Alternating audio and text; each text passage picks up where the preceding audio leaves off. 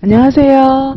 네, 우리 이제 서답식 집중 문제풀이반 오늘 이제 개강인데요. 먼저 여기 이제 수업 계획서 간략하게 제가 설명을 좀 드리도록 하겠습니다. OT를 뭐 이제 그렇게 길게 하지는 않을 거고요. 왜냐하면 우리가 실전 모의고사하고 이제 문제풀이반 계속해서 지금 하고 있기 때문에 그냥 이제 이전에 우리가 기출반, 그 다음에 이제 누리과정 영역별 문제풀이반에 이어지는 그런 반이기도 합니다.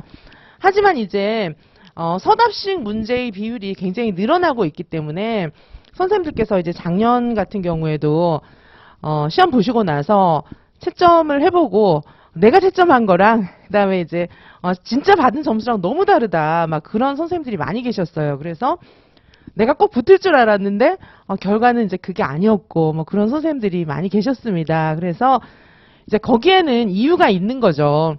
서답식 문제를 낸 그런 출제자들의 의도와 그 다음에 이제 채점할 때 보는 그런 내용들이 있는데 이제 그런 방향성이 맞지 않은 거죠. 왜냐하면 선생님들께서 답을 써보시고 채점까지 해보면서 내가 맞았어, 내가 이 정도는 받았을 거야 라고 생각을 했다면 그 부분을 공부를 안 하신 건 아니거든요. 공부를 하셨는데 답도 쓰신 거죠. 뭐 답도 썼는데 출제자나 채점자의 생각하고 답안을 쓰신 분하고 이제 생각이 굉장히 많이 달랐던 거예요. 자, 그래서 올해도 서답식 비중이 뭐 팍 줄 거다 그렇게 생각이 되진 않잖아요. 그래서 서답식을 조금 집중적으로 연습할 필요가 있을 것 같다 싶어서 요 반을 만들었고, 저 같은 경우에 작년에 실전 모의고사반을 쭉 이렇게 운영을 할 때 제 문제 같은 경우에는 서답식이 굉장히 많았어요. 그래서 제 수강생 선생님들께서 왜 이렇게 문제가 어렵냐, 서답식 이렇게 다 풀어가지고 이렇게 많이 해가지고 뭐 되겠냐 막 불평하는 선생님들도 많이 계셨습니다. 근데 이제 출제의 방향이나 이제 그런 걸 염두에 두고 제가 문제를 냈던 거기 때문에 이제 계속 연습을 많이 하셨었어요. 그래서 이제 저하고 같이 공부를 많이 하셨던 선생님들께서는 나중에 이제 저한테 문자 많이 보내셨더라고요. 서답식에서 굉장히 좀 뿌듯했다, 뭐 이제 그런 얘기를 많이 하셨는데, 그래서 올해는 서답식 반만 따로 다시 이제 만든 거예요. 그래서 서답식 문제를 좀 많이 풀어볼 건데, 자, 어떻게 진행이 되냐 하면요.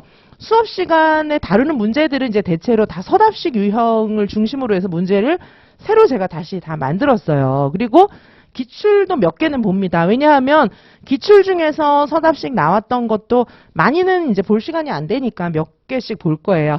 그래서 서답식 답안을 제가 이제 모범 답안을 보여드리고 여기서 채점 포인트가 뭔지 이런 걸 좀 말씀을 드릴 거고요. 그 다음에 이제 개별 첨삭은 제가 실전 모의고사를 본 다음에 해드립니다. 왜냐하면 서답식으로 제가 만든 문제는 굉장히 많기도 하고 이제 그거 말고 진짜 실전처럼 보는 그런 문제들을 가지고 제가 2회 개별 첨삭을 해드리는데 일단 오늘 실전 모의고사를 한번 봤어요. 직강에 오시면 시간을 엄청 많이 드리지는 못하고 한 1시간 정도 이제 드리는데 실전 모의고사를 보시면서 1회 오늘 1회 봤는데 오늘 문제는 굉장히 쉬운 문제를 내드렸어요. 왜냐하면 첫째 딱 오셔갖고 시험 보셨는데 엄청나게 어려우면 이 사기가 팍 꺾이실 것 같아서 거의 기출 변형으로 해서 정말 쉽게 문제를 냈습니다. 1회는 그러니까 이제 상식선을 벗어나지 않는 굉장히 쉬운 문제들로 구성을 했어요. 이제 막 선생님들을 막 어렵게 힘들게 하는 것이 목적이 아니라 이제 어떻게 쓰시는지 그걸 좀 제가 보는데 목표가 있기 때문에 1회 모의고사는 쉽습니다. 근데 이제 나중에 2회는 조금 그렇지 않아질 가능성이 좀 많이 있어요. 그래서 2회는 4주차에 볼 거예요. 우리가 총 5주 수업인데 4주차에 다시 2회 실전 모의고사를 보게 될 것입니다. 그래서 실전 모의고사를 2번 보는데 한 번은 난이도가 좀 낮고요. 한 번은 난이도가 자꾸 높게 이렇게 이제 시험 문제를 준비를 했고 그걸 가지고 선생님들께서 시험을 보시면 제가 개별 첨삭을 해서 돌려드리도록 하겠습니다. 그러면 이제 선생님들께서 1주차하고 4주차하고 실력이 어떻게 달라졌는지 이런 것들도 좀 비교를 해볼 수가 있을 것 같아요. 그렇죠? 자, 그렇게 진행이 되고요.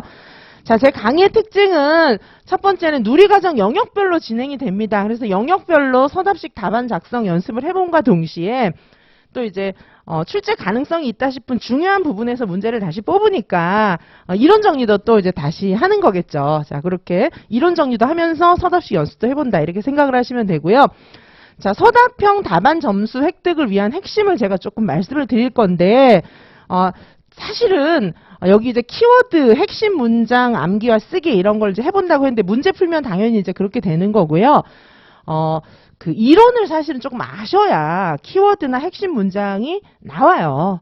그래서 많은 문제를 풀어보는 거 외에는 사실은 큰 방법은 없을 수도 있지만 그래도 이제 저랑 같이 문제를 풀어보시면서 제가 키워드 말씀드리고 핵심 문장은 이런 거다라고 이제 말씀을 드리면서 같이 써보기를 연습하면 아마 이제 5주 정도 저랑 같이 영역별로 쭉 보시면은 이제 감이 올 것 같아요. 그쵸? 자, 그래서 이론을 깊이 있게 사실은 이론을 우리가 그냥 제목만 막 이렇게 암기하는 거는 조금 벗어나야 되는 거죠. 이제는 의미를 조금 이해를 하셔야 되는데 서답식 문제를 풀다 보면은 의미도 이해가 됩니다. 자, 그래서 의미를 같이 이해하면서 키워드나 문장 이런 것들을 쓰는 방법을 좀 터득해 나가도록 하시겠습니다. 자, 그 다음에 이제 서술 문장을 완성을 해보셔야 되겠죠. 내 말로 이제 좀 쓰실 수 있어야 돼요. 그래서 물론 이제 이것이 논술은 아니지만 그래서 요즘에 보면은 서답식 답안지가 거의 답안지 크기나 공간 여백들이 거의 뭐 논술 답안지처럼 이렇게 막 많잖아요. 그렇죠? 그리고 실제로 시험 보시는 선생님들 얘기를 들어보면 그걸 다 채우고 나왔다. 뭐 그런 얘기를 많이 하시거든요.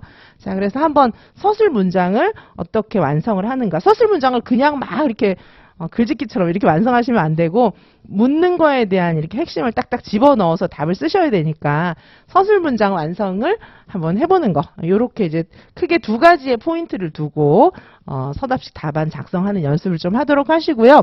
자, 그 다음에 이제 실전 모의고사 후에 서답식 답안 개별 첨삭을 해드리는데 직강에 오시면 저한테 그냥 주고 가시면 되고요. 그 다음에 인강쌤들 같은 경우에는 메일로 보내주셔도 되고 또 카톡으로 개별적으로 저한테 보내주셔도 괜찮습니다. 메일 주소는 우리 학원이나 뭐 이런 데 다 공개가 되어 있고요. 카페에 또 올려주셔도 괜찮습니다. 자, 그래서 실전 모의고사 후에 서답식 답안 개별 첨삭이 있습니다. 실전 모의고사는 2번 보고 그거 개별 첨삭을 제가 해드리고요. 자, 문제 풀면서 2019 개정, 누리과정, 법, 장학, 안전 이런 내용들도 문제를 제가 내니까 같이 한번 보도록 하시고요. 자, 주차별 강의 내용을 보시면 1주차에 실전 모의고사 1이 있고요. 이제 오늘 유아교육개론 문제를 좀 정리를 하겠습니다. 문제는 이제 보통 한 30에서 50문제 뭐 이렇게 편차가 조금 있을 것 같아요. 오늘은 실전 모의고사가 있기 때문에 문제 수가 그렇게 많지는 않은데 중요한 내용들은 이제 다 다루도록 하겠습니다. 자, 그리고 여기 신의사 예자 순으로 이렇게 나가는데 4주차에는 실전 모의고사 2회가 있습니다. 그래서 사회관계를 이렇게 두 주로 나눠서 이렇게 보도록 하겠습니다.